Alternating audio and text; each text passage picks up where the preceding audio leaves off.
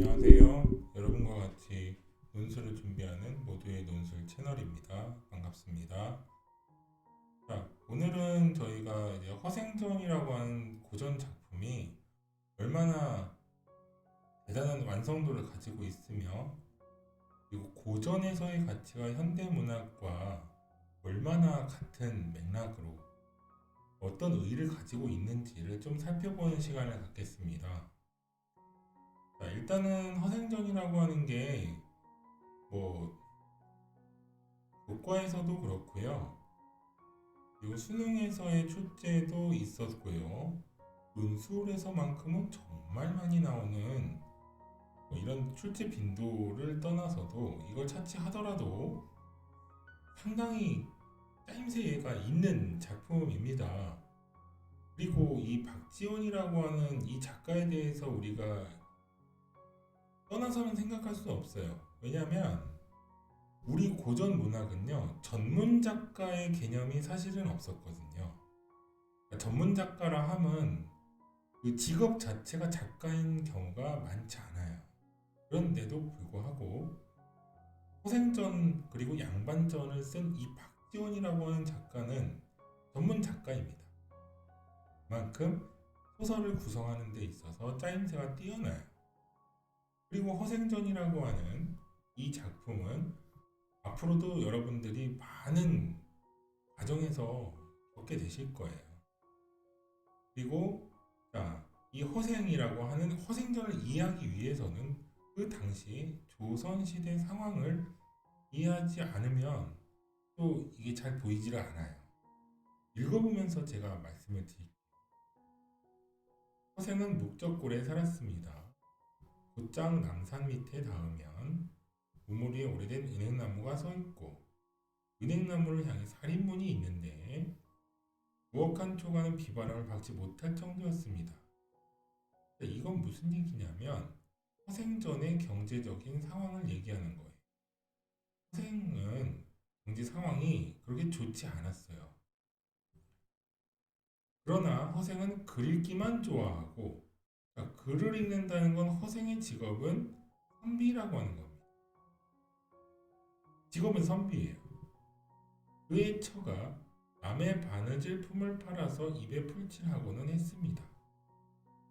그런데 여기에서 잠깐 얘기를 해볼게요.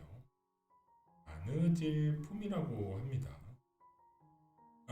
바느질을 대신 해줘서 받는 건데 이건 어떻게 보면 기술에 해당합니다. 그리고 이 기술 중에서도 타인의 어떤 노동을 대신하는 사람들은 현대에서도 어떤 사람들이냐면 사회적인 약자입니다.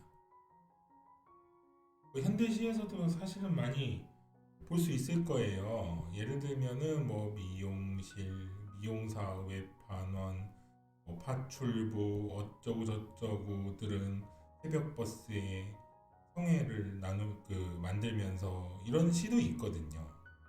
그러니까 우리 문학에서 나타나는 사회적 약자는 대표적으로 남의 일을 대신해주는 사람이 약자인 겁니다.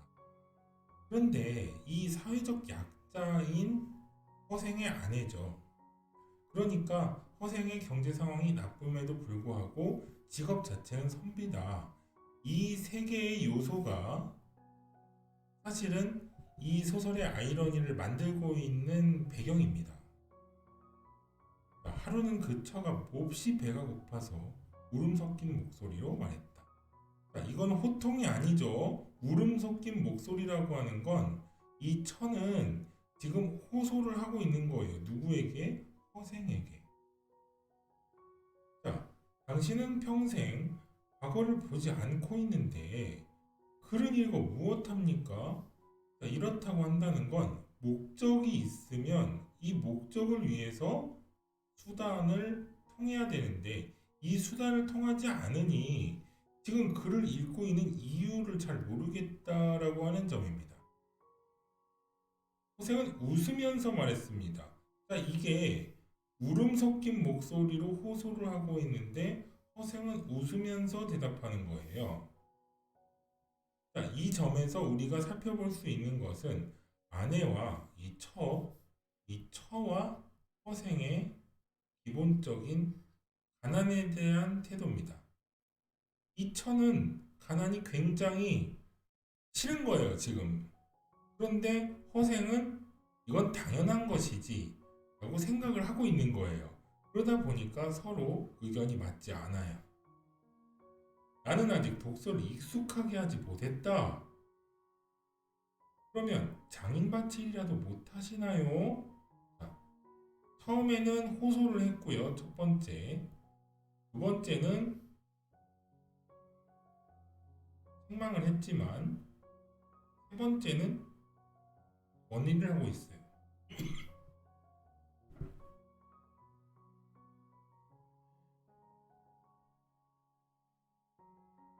장인바칠은 본래 배우지 못하는 걸 어떻게 하겠소?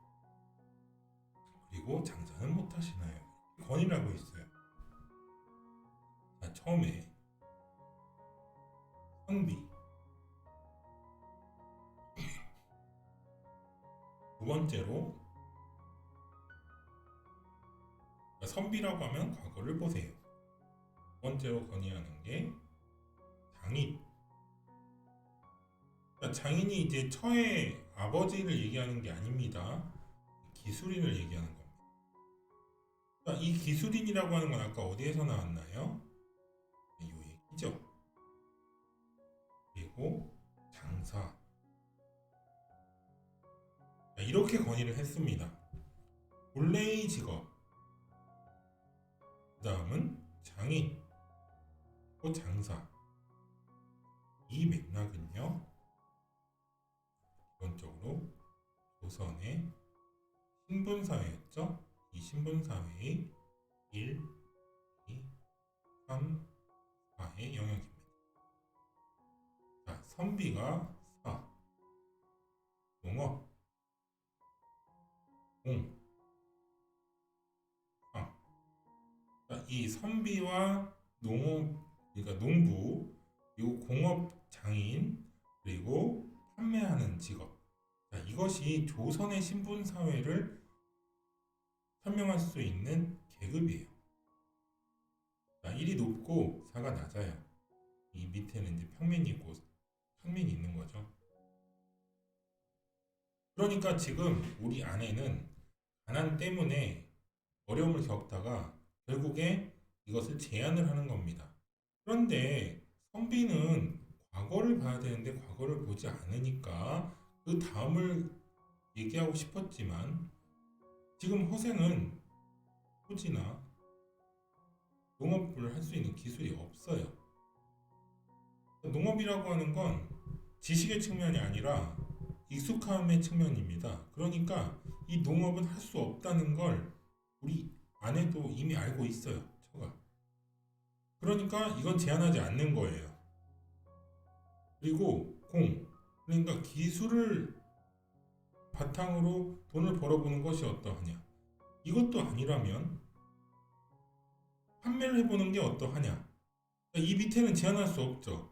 그러니까 이러한 사회적 담론이 형성되어 있는 현재의 대화라고 할 수 있어요. 자, 독서를 못했다. 자, 장인반질이라도 못하나요? 안 되죠. 장인반질은 배우지 않다는 걸 어떻게 하겠소? 그럼 장사는 못하나요? 미천이 없는 걸 못하겠다. 자, 이렇게 모두 거부를 하고 나니까 어떻게 됐죠?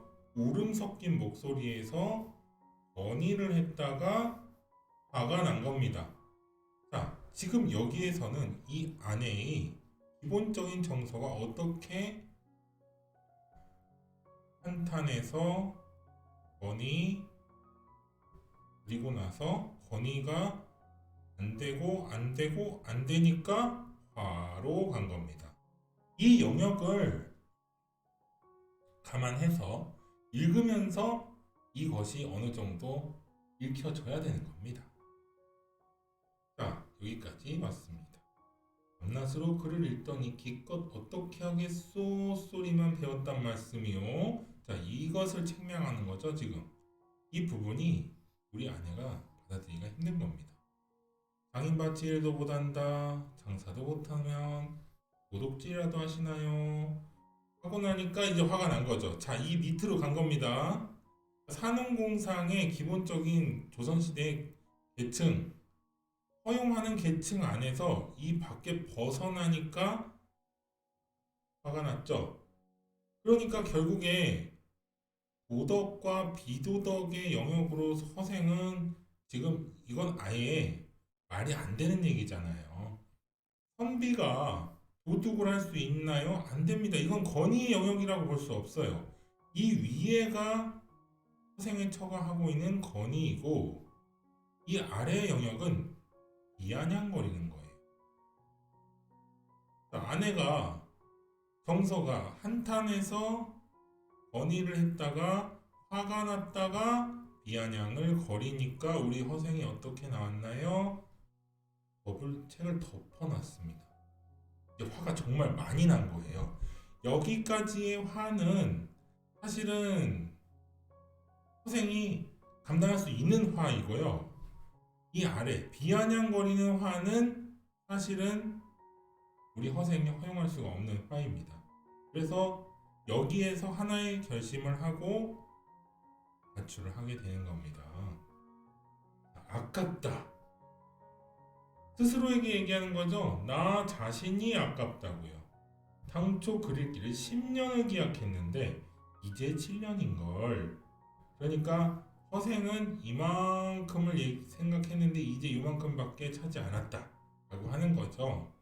물론 허생이 정말 현명한 그 현자이긴 하지만 그럼에도 불구하고 허생의 그 기본적인 행태가 현대의 기준에 맞추더라도 이게 굉장히 좋아 보이진 않습니다. 여기까지만 봤을 때 그렇습니다. 그래서 휙 문 밖으로 나갔다. 그래서 이제 결심을 해서 가출하게 됩니다. 자, 거리에 서로 알만한 사람이 없었다. 그때까지 인간관계가 없었다는 얘기죠. 운중과로 나와서 시중 사람을 붙들고 얘기했는데 자, 도로에 나왔답니다. 사람이 많은 도로. 자, 서울 성중에서 누가 제일 부자입니까? 자, 인간관계가 없다 보니 모르는 사람을 찾아갈 수밖에 없어요. 자, 부자를 찾습니다. 변씨를 말해주는 이가 있어서 허생이 곧 변씨의 집을 찾아갔습니다. 허생은 변씨에 대해 길게 읍했다 라고 나오죠. 자, 읍이라고 하는 건요, 제가 그림은 잘 못 그리지만 대략 이렇게 갓을 이렇게 쓰고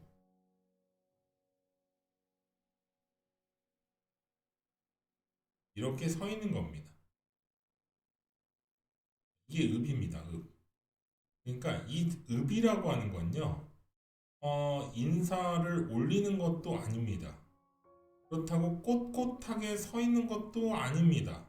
딱 중간이에요, 이게. 인사는 하는 것도 아니고 안 하는 것도 아닌 것이, 그리고 꼿꼿하게 서 있는 것도 아닌 것이 그러니까 예절만 지켜주는 거예요.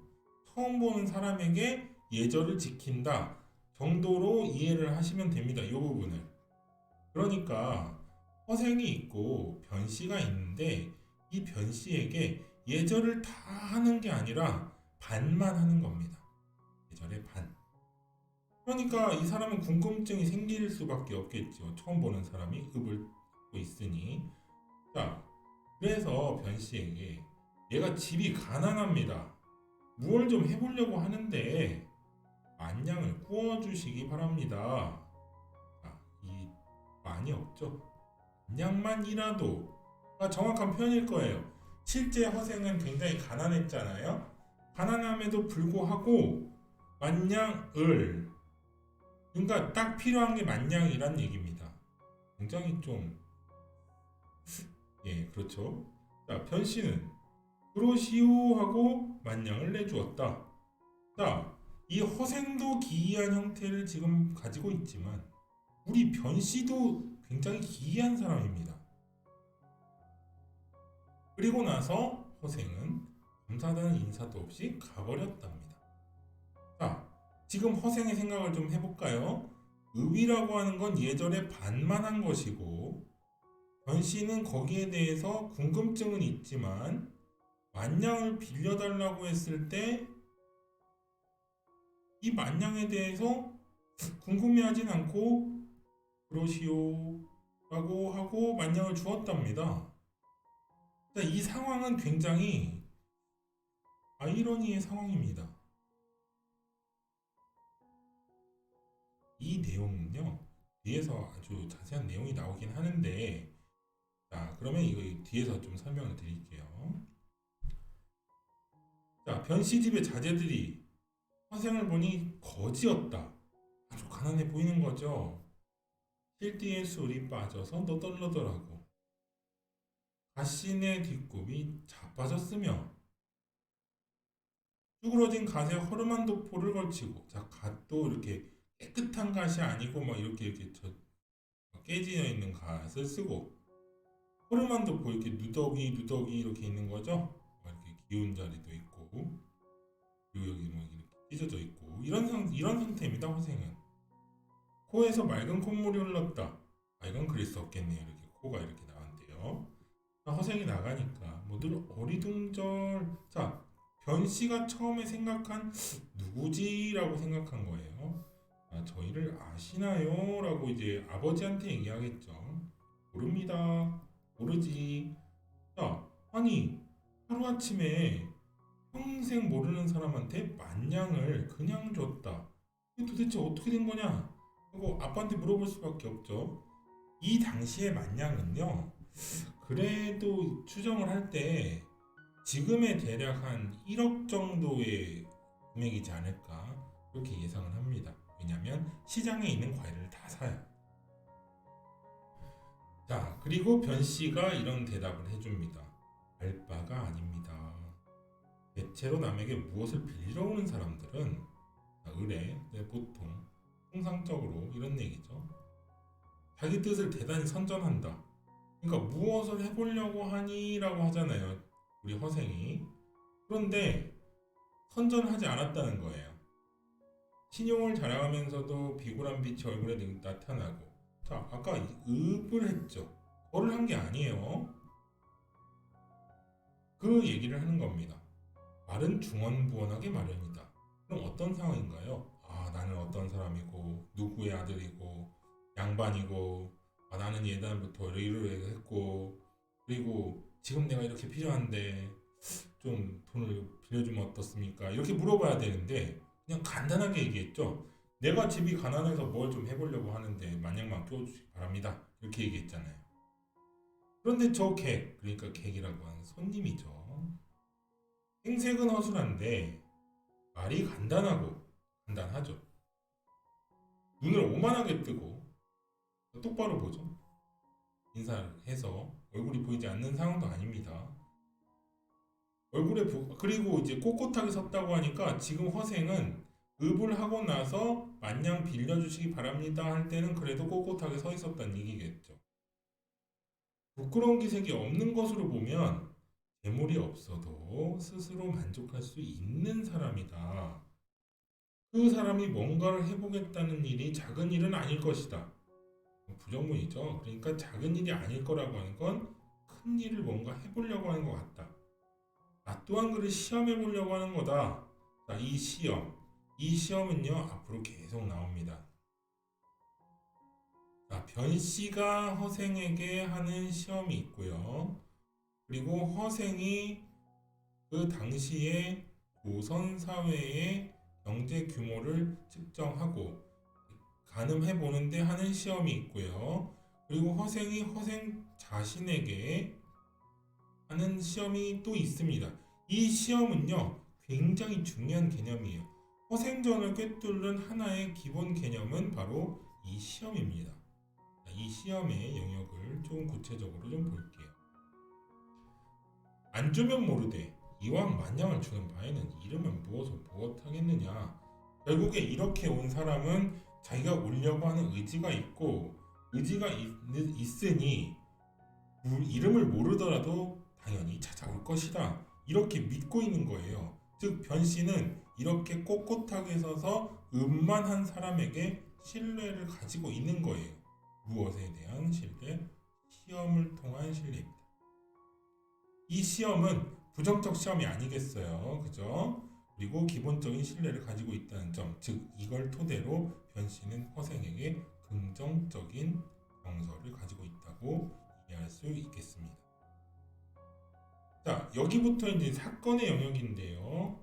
허생전은 조금 이 고전의 가치가 굉장히 높은 작품이므로 허생전에 대한 내용은 좀 이어서 설명을 좀 드리도록 하고 오늘은 여기까지 하겠습니다. 감사합니다.